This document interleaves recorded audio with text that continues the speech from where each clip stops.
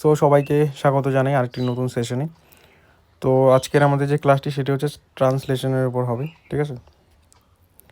তো আজকের যে আমাদের ক্লাসটি সেটি হচ্ছে ট্রান্সলেশনে। এই ট্রান্সলেশনটি এসেছিলো WBCS 2012 সালে, ঠিক আছে। তো আমি যেটা ট্রাই করছি সেটা হচ্ছে মানে পিছন থেকে করার চেষ্টা করছি, আর রিসেন্ট যেগুলো আছে সেগুলো করা হবে। এবার ইজি টাইপেরগুলো করা হচ্ছে, দেন মডারেট, দেন হার্ড, তো ওইভাবে একটা মেনটেন করার চেষ্টা করা হচ্ছে। আরেকটা জিনিস হচ্ছে যে আমাদের পিডিএফ যে সাবস্ক্রিপশন ব্যাচ, এটা তো সবাই মোরলেস অনেকেই জানে যারা হচ্ছে ক্লাসগুলো দেখছে। তো আমরা মান্থলি কত করে নিচ্ছি, বেশি নিচ্ছি না, কিন্তু 60 করে নিচ্ছি, ঠিক আছে। এটাতে কী কী পাওয়া যাচ্ছে? এক নম্বর হচ্ছে তুমি এই পিডিএফটা পাচ্ছ, প্লাস হচ্ছে তোমার খাতা এভালুয়েশন হবে, প্লাস প্র্যাকটিস সেট দেওয়া হবে, যেটা হচ্ছে তোমার ফেবের মানে নেক্সট উইক থেকে দেওয়া হবে, ঠিক আছে। তো এটার মধ্যে অনেক কিছু আছে, অলরেডি যারা আছে তারা জানে যে কী বেনিফিট হচ্ছে, তাদের লেখার স্ট্যান্ডার্ড কতটা বাড়ছে। তো এটা ব্যাপার হচ্ছে ইটস আপ টু ইউ। আর আমরা হচ্ছে 5th ফেবের পরে কাউকে নিচ্ছি না, ঠিক আছে। যেহেতু ফেবের পরে নেব না, কারণ মার্চ এপ্রিল, ঠিক আছে, মার্চ এপ্রিলটাই ধরলাম, এই 2 মাস আছে, কারণ মে জুনে এক্সাম আছে, ওই মাস ধরা চলবে না। যারা মানে কম বোঝে তাদের ক্ষেত্রেই বলবো যে তারা ওয়েট বেশি করুক। সবাই মনে করছে কি যে 6টা মনে লেখা এত সোজা ক্লার্কশিপে, ঠিক আছে না। তো যখন পরীক্ষার হলে বসবে তখন সবাই বুঝতে পারবে যে কতটা ইজি কতটা হার্ড, ঠিক আছে। তো আর এই বিষয়ে বেশি কথা না বলি। তো যাদের ইচ্ছা আছে যে হ্যাঁ আমাদের পিডিএফ ব্যাচে ইন হবে, তো 5th ফেবের মধ্যে ইন হতে পারো, ঠিক আছে। তো ডিরেক্টলি তারা ক্লাসটা আসা যাক। এখানে দেখো কী বলেছে, সুভাষচন্দ্র চিত্তরঞ্জনের সুযোগ্য শিষ্য। আবার এই গ্রামাটিক্যাল মিস্টেক, যাই হোক মানে স্পেলিং মিস্টেক। তো সুভাষচন্দ্র হবে, এটা এন হয়ে যাবে, ঠিক আছে। এটা ছোটো মিস্টেক হয়েছে, এন হবে, এটা কী হয়ে যাবে, এটা এন। Subhash Chandra was a suitable or appropriate or worthy disciple of Chittaranjan, ঠিক আছে, এইভাবে লেখা যায়। আরেকটা ব্যাপার হচ্ছে ট্রান্সলেশনের ক্ষেত্রে না, মানে মনের খিদেটা একটু বেশি লাগবে যে না আমি এইভাবে লিখেছি, এর থেকে দেখি তো আরেকটা কীভাবে লেখা যায়। আমার যতগুলো ভিডিও করানো আছে ট্রান্সলেশনের উপর তোমরা দেখতে পাবে যে কখনো আমি একটা অ্যাপ্রোচ নেই না, 2, 3, 4 যত মানে পারা যায়। আমি তো যদি সেভাবে পিডিএফ বানাতে চাই অনেক লেন্দি হয়ে যাবে, তো ওই জন্য আমি মিনিমাম 2 দিয়ে দিই, ঠিক আছে। তো এখানে সেরকমভাবে কী কী চেঞ্জ করা যায়, সুযোগ্য বলেছে তো সুইটেবল দিতে পারো, অ্যাপ্রোপ্রিয়েট দিতে পারো, ওর্থি দিতে পারো, ঠিক আছে। ডিসেবল মানে শিষ্য, ঠিক আছে। তো এইটুকু ক্লিয়ার অফ চিত্তরঞ্জন, এটা সোজাই ছিল, ঠিক আছে। দিয়ে আমরা পরেরটায় চলে আসি। পরেরটা কী বলেছে, সুভাষচন্দ্রের দেশ সেবার সূত্রপাত হয় ICS পাস করার পরে। তাহলে এটাকে আমরা কীভাবে লিখতে পারি, Subhash Chandra joins or comes or enters দিলে ইনটু হয়ে যাবে, ঠিক আছে। আর কামস আর হচ্ছে জয়েন, এই দুটো একসঙ্গে দিয়ে তুমি ইন দিতে পারো। তাহলে Subhash Chandra joins the sector of serving the country after passing the দিলে ভালো হয়, দ্য ICS এক্সাম। তো এটা ঠিক আছে। আর কীভাবে লেখা যায়, after passing ICS exam Subhash Chandra submits, ঠিক আছে, or assigns himself in the country's service. তো দেখো সাবমিট ওয়ার্ডটা এর আগে আমি এরকম একটা লিখেছিলাম লাস্ট যে ট্রান্সলেশন, তো সাবমিটসটাও কিন্তু দেওয়া যায়। তো আমি সবসময় চেষ্টা করি যে নিউ কী ওয়ার্ড যেটা হচ্ছে অন্যদের থেকে আলাদা হবে, তো ওই খিদেটা লাগবে যে না আমি একটু হলেও আলাদা করবো। তো ওইটা নিয়ে তোমাকে কিন্তু পড়ে থাকতে হবে একটু হলেও।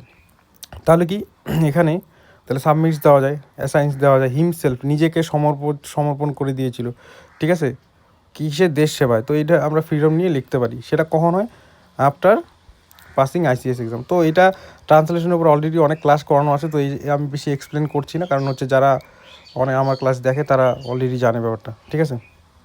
তো তোমরা এটা পরে বুঝতে পারবে। দেন চলে আসি পরেরটা কী বলেছে, এই চাকরি ছিল বাঙালি যুবকদের বড় সাধনার ধন।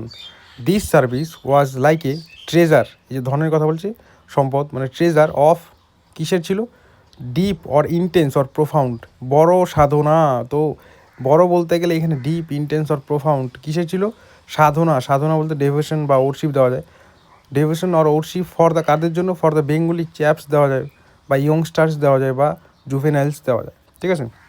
তো বাঙালি যুবকদের ক্ষেত্রে কী দেওয়া যায়, বেঙ্গলি চ্যাপস, ইয়ংস্টার্স অর জুভেনাইল, ঠিক আছে।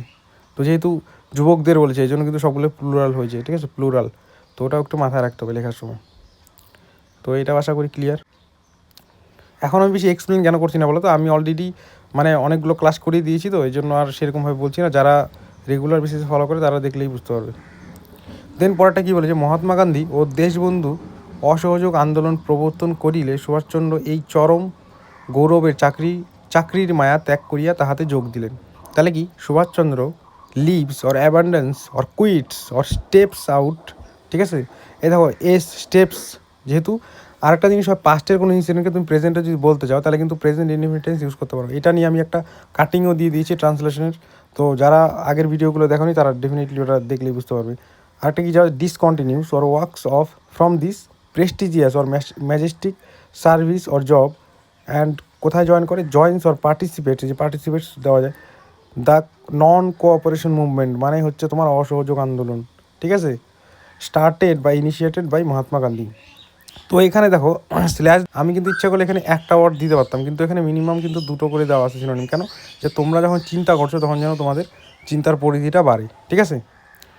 তো এটাও ক্লিয়ার আশা করি, আমি আর এক্সপ্লেন বললাম না, করছি না সেরকম।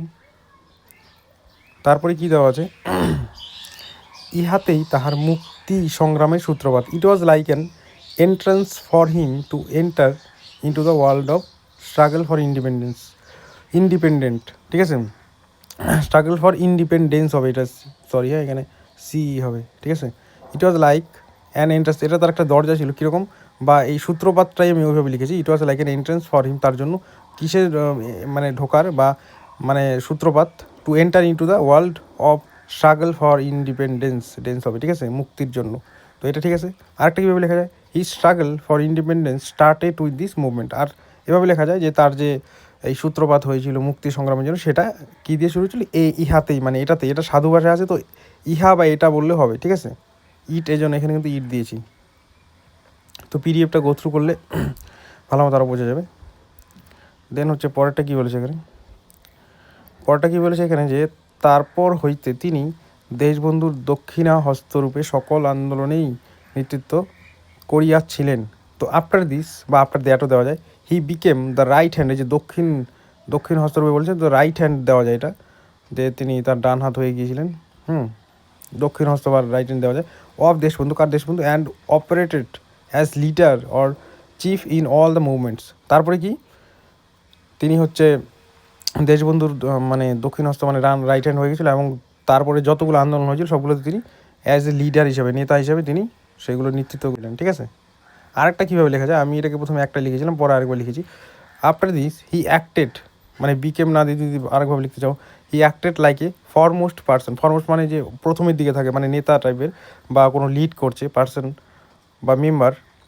After this he acted like a foremost person of Deshbandhu, মানে দেশবন্ধুর তিনি হচ্ছে খুব ক্লোজ হয়ে যায় বা প্রথম সারির লোকের মধ্যে পড়ে, and রাউজড himself as a leader in all the movements, এবং নিজেকে কী করে সকল আন্দোলনে নেতা হিসাবে মানে নেতৃত্ব দিয়েছিল, তো নেতা হিসাবে ওই অ্যাজ এ লিডার বা নেতৃত্ব বা নেতা ওইভাবে দেওয়া যায়, ঠিক আছে। তো এটা আশা করি ক্লিয়ার সবারই, ঠিক আছে। আর পিডিএফ ব্যাচ সাবস্ক্রিপশন সম্বন্ধে আমি বলে দিয়েছি অলরেডি। তো যারা ইচ্ছুক বা ইন্টারেস্টেড, তো তারা হচ্ছে টেলিগ্রামে আমাদের এখানে মানে ভিডিওর নিচে টেলিগ্রাম চ্যানেলের লিঙ্ক দেওয়া থাকবে, তো সেখানে তোমরা মেসেজ করলেই, মানে আমার অ্যাডমিন হিসাবে ওখানে নেম দেওয়া আছে, তো মেসেজ করলেই হয়ে যাবে। তো এগেন থ্যাংক ইউ সবাইকে ক্লাসটি পুরোপুরি দেখার জন্য।